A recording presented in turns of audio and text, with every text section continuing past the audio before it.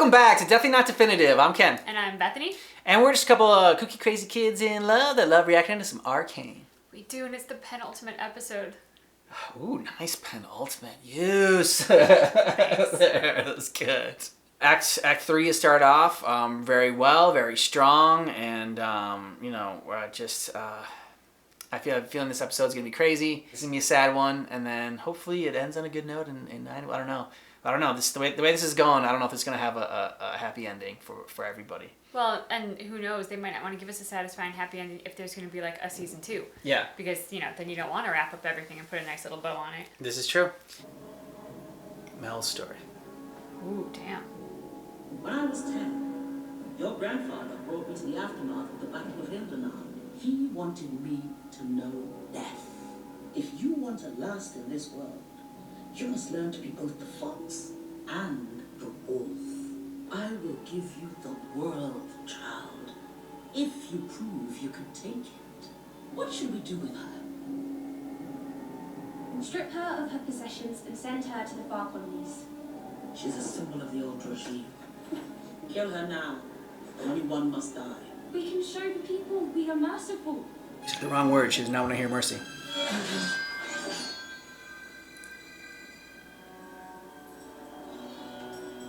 A wolf has no mercy. Jesus.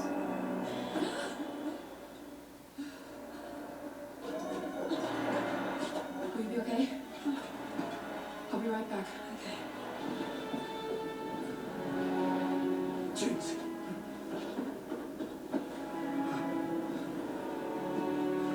He does seem to really care for her.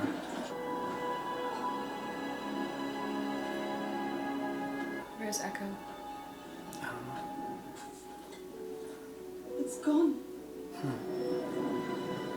It was all for nothing.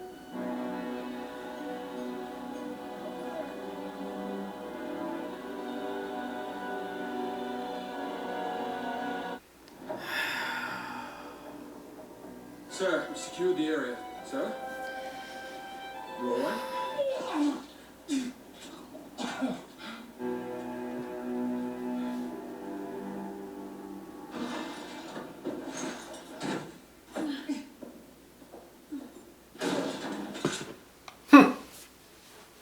We were so worried.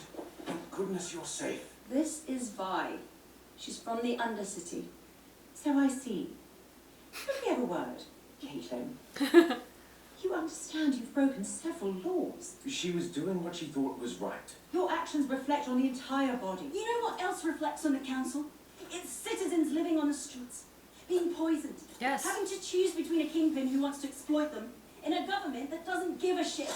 Caitlin. Well said. Way to go. You and your friend can address the council yourselves. I'd suggest you prepare accordingly. I believe I can save her. But the process would be demanding. She can take it. Are you prepared to lose her? Jinx! Jinx! She won't die, Doctor. She can't. Please understand this is for your sanity. Man, it's going to be really bad then. Yeah. Once had a daughter. Silko isn't taking guests. Not a problem. I wasn't here for him. When I asked my mates what Silko's up to, your name's first out of their mouth. You're a scary lady. It's not your ship. It's his. And Jinx's. Undermine Silko by making a half-ass play of my ego. Gotta hand it to you, Finn. Every time I think you can't get dumber, you dig a new life. The Undercity's devolved into chaos. And somehow I get the feeling he's not there balancing bookshelves. Ego is one thing. Brains another. There's a bigger fish than Silko.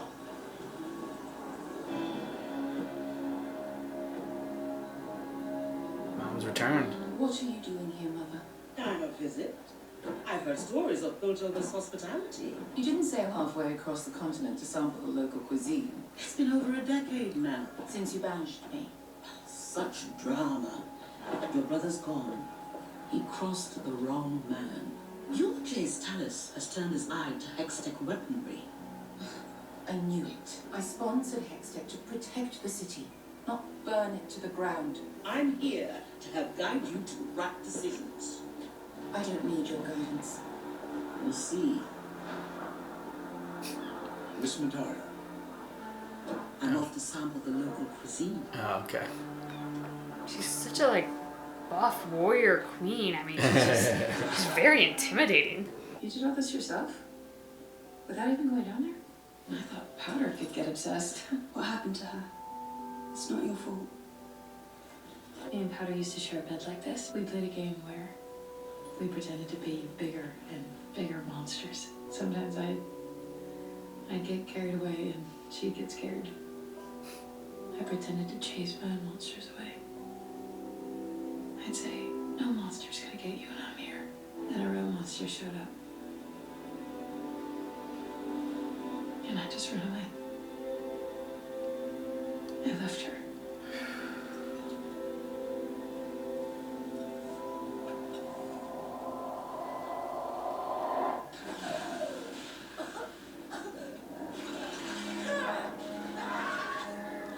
Enough, Powder. You're stronger than you think. Why? I'm so sorry, Powder. Your sister is Jinx.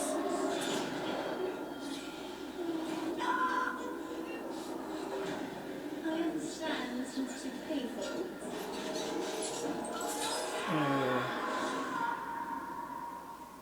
Oh, God. That poor kid wasn't damaged enough already. Yeah. What have you done? I saved her life. Who's he searching for?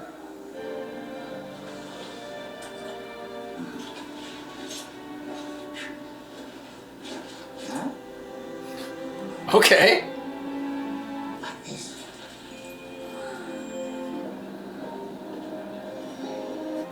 Oh, ingenious. Though these blades seem improperly pitched. You're wrong. Echo. It's designed for the fissures. Air is denser. Are you all right, lad? I just sprained my ankle. Are you Lucky. He jumped. Counselor Heimerdinger? Just Heimerdinger now. I wanted to offer my assistance to the citizens of the Undercity. It seems I'm unwelcome. We're having the exact same day. Councillors, my daughter has a unique insight into our situation. Thank you. This is Vi. She was born in the Undercity. She risked everything to show me what life is really like down there. People are starving, sick. They live in constant fear of the coordinated efforts of violent crime lords. One man leads these efforts, Silko. What does this Silko even want from us? He believes the Undercity should be independent. They're still cleaning the blood off the bridge. When do we say enough is enough? Jace, you don't know war. It must be our last resort. You want to negotiate with him? It may be the only way to avoid further bloodshed. You can't talk to him. He hates you, everything you stand for. Enforcers, please escort them out. Forget it. Well, that didn't go well. I mean, probably the other option is them like just going in and completely destroying the Undercity. Like they're not gonna go just after Silko. Like, Where are you going? I don't know. Back where I came from. This is how things are, how they've always been. I was so stupid to think it could change. Top side and bottom, oil and water, that's all there is. What about us? Was it meant to be? You're just saying that. Go back to that big, shiny house of yours and just forget me. Oh, look at his foot.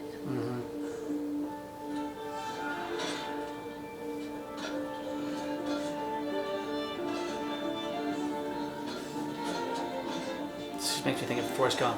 I was running. But see, how did you get the magic to be so targeted like that? So precise to one spot. I mean, you did put like the hexes, like signals all over there. Uh-oh, you're out. I've been working on this for a year now. Oh, girl. Oh my god. Victor, I was inspired by your... Everything you do inspires me. Oh. Like this.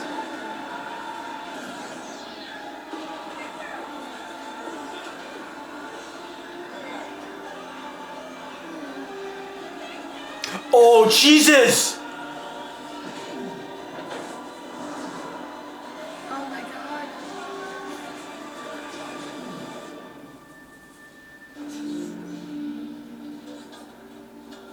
Oh wow.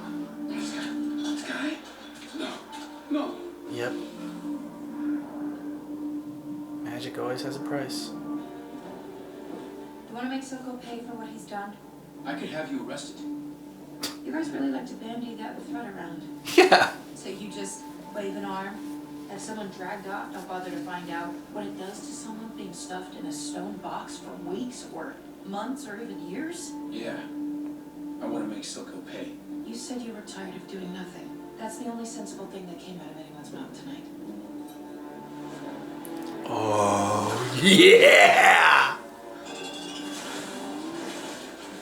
This what people notice you when you raise your hand in the boardroom? What do you want me to do? Arrest him? Silko controls the Undercity with Shimmer. Shut down his supply, and it's only a matter of time before his own people turn on him. It's a good plan. Yeah. She knows where to hurt him. What you got a deal, pretty boy? She's so cool. Mm-hmm.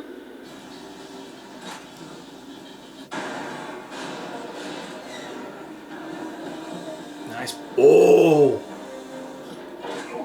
Uh-oh. Hello, beasts. Come on, Vi. Jesus, they're fast.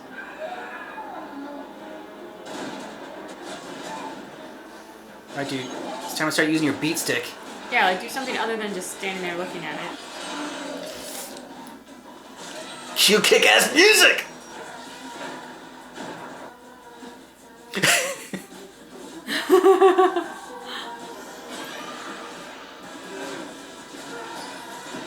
Nice.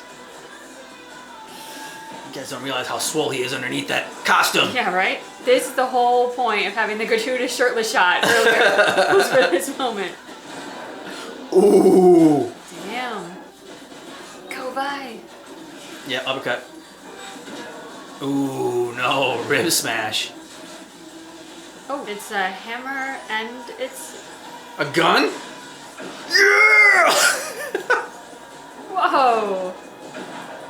Hi, Jace. You just got a lot cooler. He earned some points to this episode.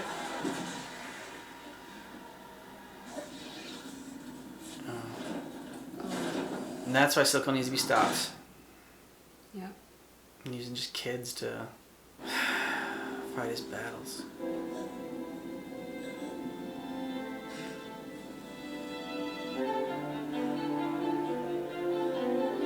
All the people you just forgot about blocked access to your city too. That's a fancy shower. Thank you, I was thinking the same thing. Oh no! Oh man. What? No! What? Wait a minute, what? That... Was that like a shorter episode than the other ones? It did feel shorter. Did it feel shorter? That felt like super short. It felt like 20 minutes or something like that. Like we barely got anything to it. I even want to check it. I got to see it. Was it shorter? I feel robbed. No, it was 40 minutes. It's a minute longer than the next episode. It just flew by. What the hell happened? Okay. So what'd you think? I mean, okay, so I love the battle scene, obviously. Yeah. Vi kicking ass is always super enjoyable. Jace is earning some points in this episode because he's previously just been losing them. It made me think about sort of with both Jace and Jinx, the power of influence and how influence can be so good but then also terrible. And in the case of both Jinx and Jace, it's been a terrible thing for both of them because the character who, at least we like the best, is Vi, who seems to be the only one who is pretty immune to influence. Yeah. She knows who she is, she knows what she's about, and she's got no apologies for it. She doesn't expect praise for it. She just is who she is. She, I know, I will say that she was influenced by Vander. I think Vander had an influence on her. I mean, like, he brought her to the bridge. She wanted to go in. She wanted to fight. She wanted to, to start the revolution. And he brought her and he's like, no. He's like, you got to think about, like, who are you willing to sacrifice? Are you willing to sacrifice, she went all over all her friends. So I asked about Powder, and so I think Vander was the only one that she really respected and kind of thought of as someone that whose advice she really took to heart. You know, I don't know that anybody else she trusts in that way. Like, I think she loves Jinx, and you know, she cares about her and values her. You know, would value her input and opinion, but I don't think it would be influenced in the same way that, like, you know, Vander is. I was like, you know, she's the older sister and whatnot. And so what I do like about their battle scenes is that, so it's such a kick-ass scene, you know, Vi comes in with the gauntlets and everything like that. Jason's got the big hammer and they bust out the gun. Pretty much all their fight sequences, any badass moment is kind of followed up by the real ramifications of battle and fighting and war. And I think they do a really good job of that without making it kind of too smack you in the face with it, like, you know, without trying to beating you over the head with it. And Echo's okay, which made me so happy. Yeah, Echo's okay. Echo and Heimerdinger. All right, I like that team up. Yeah, I like the little team ups. That's the mark of a good show, I think, is when they are able to kind of like mix and match different characters, and it's like, okay, now it's Vi and Kate, and now it's Vi and Jace, and now it's Echo and Vi, and now it's Echo and Heimerdinger, and it's Heimerdinger, you know. So like they go back and forth, and like each of these different characters that you're following gets to pair up with different people, and so I really like that as well.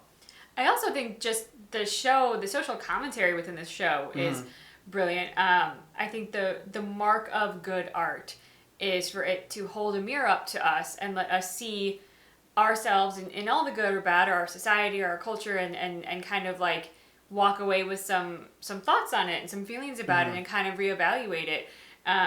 And just, I mean, what an image for the haves and the have-nots in society than to have like the two sides of the river, and you have the wealthy people over here, and then you have like the undercity over here, and you know, that's something that's prevalent in the world today. And they talk about how a lot of times before sort of like an empire would fall, or a great society would fall, the disparity between the haves and the have-nots, the rich and the poor, would grow ever increasingly vast, to the point that it wasn't sustainable, and then things collapse. Because like a good society is when we are all working together, we're all functioning together, and you know, people work, but they get what they work for. Basically, like, you know, you need basic needs met, and you need to not feel like the constant struggle all the time, and like you know, there needs to still be joy, and like there needs to still be like some kind of relief and light at the end of the tunnel. And yeah, I mean, don't want to get too into it, but like,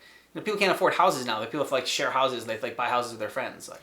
And that's not even like, it's not even that it benefits the people who aren't doing well. There was a whole psychological study about the mental destruction done to rich people when they live in a society in which they've got everything and no one else has anything.